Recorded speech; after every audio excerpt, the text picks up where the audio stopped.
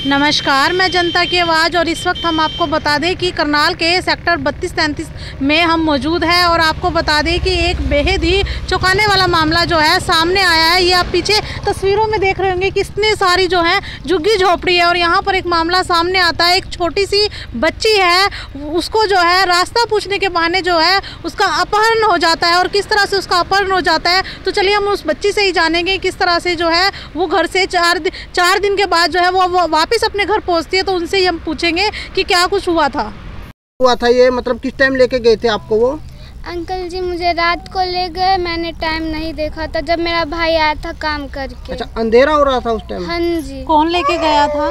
यहाँ से मुझे 2 लेडीज लेके गई। क्या बोल के लेके गई थी आपको? उन्होंने मुझे बोला मुझे रास्ता बताने के लिए, तो मैंने बोला उन्हें मम्मी को मैं बुला के आती हूँ। तो वो मम्मी को नहीं बुलाने दिया मुझे और बोली क्या चलो तुम्हें पता होगा रास्ता तुम बता देना। जब मैं बताने गई तो मुझे लेके चले गए वो दोनों। कैसे लेके गए थे आपको? उन्होंने मुझे यहाँ पे बुलाया, मैं यहाँ पे आई तो उन्होंने मेरा आंख बंद कर दिया और मैं मुंह में रुमाल डाल दिया जब मैं चिल्ला ना सकूं और कार में बिठा के मुझे लेके गए यहाँ से। कार कैसे रंग की थी? कार वाइट कलर की थी। वाइट कलर की? नंबर वगैरह पता है कुछ कार का? नहीं अंकल जी, जब मुझे वो कार में लेके गए ना तो मेरे आँख में पट्टी बंधी हुई थी। अच्छा, तो कितने दिन हो गए थे आपको उनके पास? मेरे को उनके पास चार दिन हो गया। कल मेरे को वो छोड़ के गए हैं बाईपास पे। बाईपास पे? हाँ जी। अच्छा, फिर सेक्टर बाईपास क्या कुछ उस बातें सुनी उन्होंने? वो कुछ बात कर रहे थे, आपको पकड़ के लेके गए? नहीं आंटी जी, उन्होंने कुछ भी नहीं बोला। मेरे सामने कोई कुछ भी नहीं बोलता था। जब भी वो बात करते थे वो बाहर निकल के बात करते, मेरे पास नहीं आते थे। आपको कहाँ रखा हुआ था? ये मुझे नहीं पता, मेरी आंखों में पट्टी थी बंधी हुई तो मुझे नहीं पता चला। कार में थे या किसी कमरे में थे? कुछ नहीं पता इस तरह? मैं कमरे में थी जहाँ पे थी। 4 दिन रखा, फिर उसके बाद आपके घर के पास बाईपास पे छोड़ के चले गए। फिर आप अपने घर तक कैसे पहुँचे? मैं अपने वो बाईपास पे मुझे छोड़ के चले गए। वहाँ से मुझे ऑटो में बिठाया। ऑटो में बिठा के मेरे को बोला हाँ बसावा मंदिर पे छोड़ देने के लिए। रिक्शा वाले ने मुझे वहाँ पे छोड़ दिया।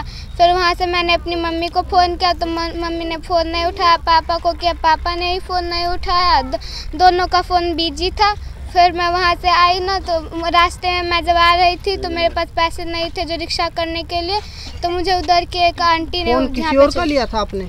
हाँ जी, जो मुझे भैया छोड़ने आए थे ना रिक्शा पे, वो उनसे मैंने वो लिया था फ़ोन। तो आपने देखा कि किस तरह से जो छोटी सी बच्ची है वो रात के समय अपने घर से थोड़ी सी बाहर ही जाती है तो उसे 2 महिलाएं मिलती है रास्ता पूछने के लिए। जब वो बच्ची उन महिलाओं को रास्ता बताती है तो तभी उसका वो महिलाएं अपहरण कर लेती है। और आपको बता दें कि 4 दिन बाद जो बच्ची है अपने घर सुरक्षित पहुंचती है। और जो आपको बता दें कि जब ये वारदात जो है जब वो अपहरण कर लेते हैं तो जब मीडिया में जाती है या पुलिस के डर से वो उसको वापस जो है छोड़ देते हैं और अब वो अपने घर सुरक्षित पहुंच गई है।